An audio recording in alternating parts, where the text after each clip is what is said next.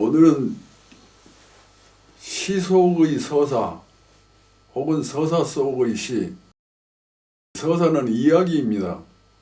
그러니까 짧은 시 속의 이야기, 이야기 속의 시, 그것을 화두로 이야기하겠는데, 이번에 제 딸입니다만 노벨상을 받은 강의의 소설이 시적인 문장이라고 그러잖아요. 강의 소설을 보면 문장 속에 시가 담겨 있는 듯 아주 아름답고 슬픈 눈으로 보는 그런 시입니다. 그것을 생각하면서 오늘의 강의를 들으면 한층 의미가 있을지 모릅니다. 시 속에 들어있는 이야기 속에 들어있는 시. 먼저 시를 한 편 읽어보겠습니다. 한번 인용을 해서 여러분들하고 이야기를 한 적이 있는데 이번에는 약간 의미를 달리해서 강의를 하겠습니다. 한번 읽어보시면 아마 귀에 익은 사람을 익을지도 모릅니다.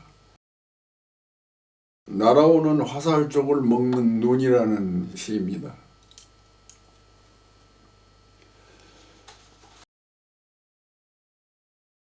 해방되던 해의 한여름, 이웃 대밭집의 8살 형과 6살짜리 동생은 대나무로 만든 활과 화살을 가지고 아주 특별한 놀이를 했는데, 연통처럼 말아놓은 명석의 어둠 담긴 터널 이쪽에서 형이 쏘면 동생은 저쪽에서 기다렸다가 춤피며 날아오는 화살 쪽을 주어 형에게 건네는 놀이를 하다가 문득 동생이 성아, 화살이 어떻게 날아오는지 여기서 볼게 쏘아봐. 그래서 형이 쏘았는데 저쪽 터널 입구에서 들여다보던 동생의 한쪽 눈이 날아오는 화살 쪽을 받아먹고 이후에 많은 아픔의 세월을 애꾸로 살았는데, 굉장히 비극적인 이야기입니다. 어린 아이들이 놀이로 인해서 한 아이가 화살촉을 맞아 한쪽 눈이 애꾸가 된 사건입니다. 그 다음에 그 이야기가 끝났고, 그 다음에는 동생에게 그 화살촉은 무엇이었을까? 어떤 새였을까? 무한 허공을 꿈틀대며 날아다니는 한 빗줄기였을까? 헤어치는 환영이었을까? 그런 상상을 했는데 나에게도 그런 상상, 그런 환영이 나타났습니다. 요즘 자꾸 허공으로부터 알 수 없는 화살촉이 날아오고 내 눈은 그것을 삼키는데 나는 늘 애꾸가 되어 산다. 알 수 없는 홀로그램 빛살 꿈을 꾸는. 이 시 속에는 이야기 속에 시가 들어있고 시 속에 슬픈 이야기가 들어있습니다.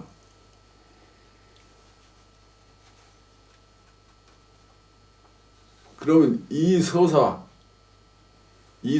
나에게는 무엇일까? 그 다음에 시도 서사하고 시하고 얼버무려 있습니다.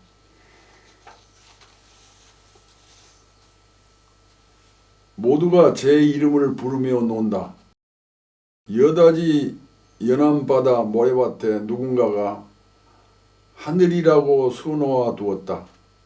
흰 조개 껍질과 알락달락한 조개 껍질로. 아마도 그게 제 이름일지도 모른다. 하늘이라는 이름을 가진 어떤 소년이 했는가, 남자가 했는가, 여자가 했는가. 농로를 타고 집으로 돌아오는데 청산에서 뻐꾸기가 뻐꾹뻐꾹 제 이름을 목청껏 불러대고 갈대밭의 개개비들도 개개비 제 이름을 부른다.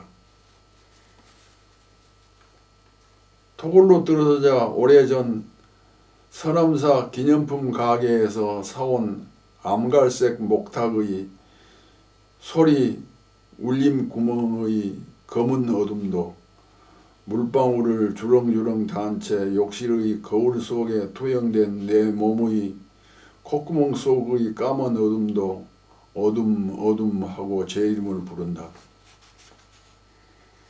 내치레에도 내쳐지지 않는 내 몸통 목탁 구멍을 울리는 탐진치의 슬픈 어둠 미망. 이 시의 주된 이야기는 존재하는 것은 모두 자기 표현을 한다는 그런 의미를 가지고 있습니다. 공통 의미를 가지고 있습니다. 직유와 은유와 상징을 통해서 자기 선포를 하는 것입니다. 가령 뻐꾸기는 사람들이 뻐꾸기라고 이름을 지었기 때문에 뻐꾸기라고 제 이름을 부르면서 그렇게 하는 걸로 이야기가 되어 있는데, 사람들도 이름을 부르면서 놉니다. 자기가 어떤 시를 쓴다, 자기가 어떤 소설을 쓴다 그러면 자기의 생각을 선포하는 것이기 때문에 자기가 쓴 시가 혹은 자기가 쓴 소설이 자기의 존재의 의미를 선포하고 있어요. 그러니까 어떤 참 삶의 길을 추구하는 시를 썼다, 이렇게 사는 게 참 삶의 길이지 않을까요? 소설을 통해서 그런 주장을 했다면, 그런 주제의 소설을 썼다면 그 시나 소설을 통해서 자기 표현을 하고 있는 것입니다. 자기 존재의 의미를 이야기하고 있어요. 여러분들이 소설을 쓴다는 거, 시를 쓴다는 것은 여러분들의 존재의 의미를 이야기하는 것입니다. 그러면 마지막으로 이 시에도 이야기가 들어있고 이야기 속에 시가 들어있습니다. 사막을 흐르는 홀로그램의 시간. 홀로그램은 여러분들이 이제 5만원짜리 지폐를 보면 홀로그램 무늬를 활용했잖아요. 복사를 하면 복사가 안 되는 그런 장치가 되어 있어요. 홀로그램은 이쪽에서 보면 이런 색깔로 보이는데 저쪽으로 보면 저런 색깔로 보입니다. 그러니까 사진을 찍으면 한쪽 색깔만 나타나기 때문에 유효지폐를 방지할 수 있죠. 사막을 흐르는 홀로그램의 시간이라는 시입니다. 잘 들어보면 비유가 사용되고 있는데 그 비유를 통해서 무언가를 표현하려고 하는 의도가 있습니다.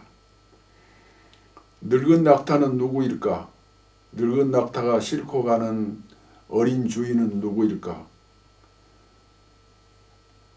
늙은 낙타가 이르는 곳은 어디일까?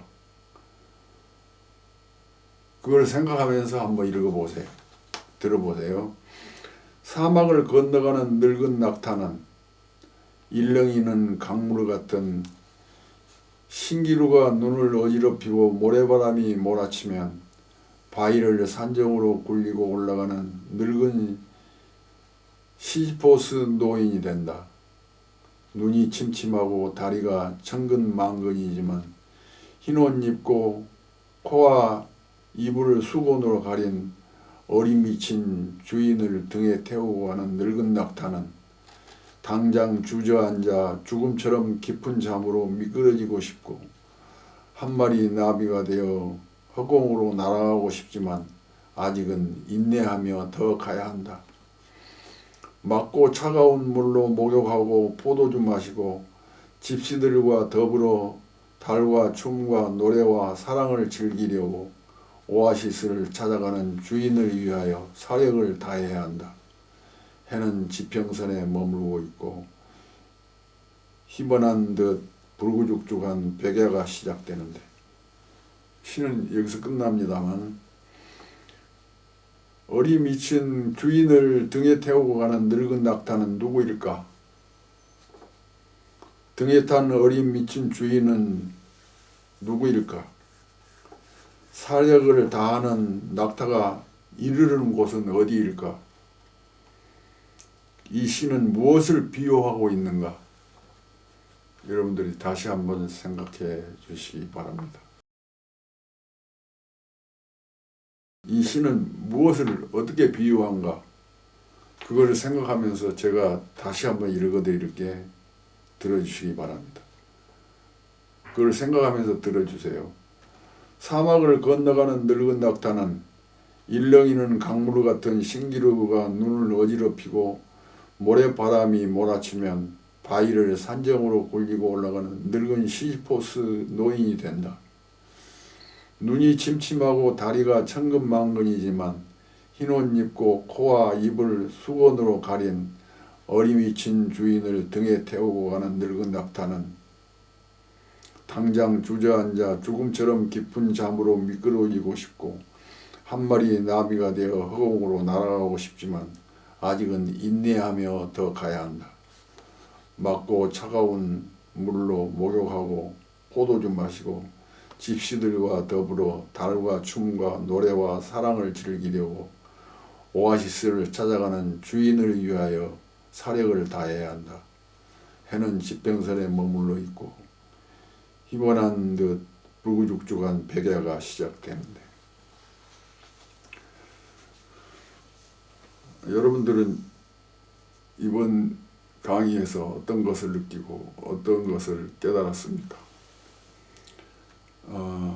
오늘 강의 마치도록 하겠습니다. 감사합니다. 한승원 선생님의 강의는 매주 1회에서 2회 업로드합니다. 교재는 한승원 글쓰기 비법 108가지입니다. 글쓰기는 영혼을 맑게 하는 세상에서 가장 아름다운 비약입니다. 구독, 좋아요, 알림 설정 꼭 부탁드립니다.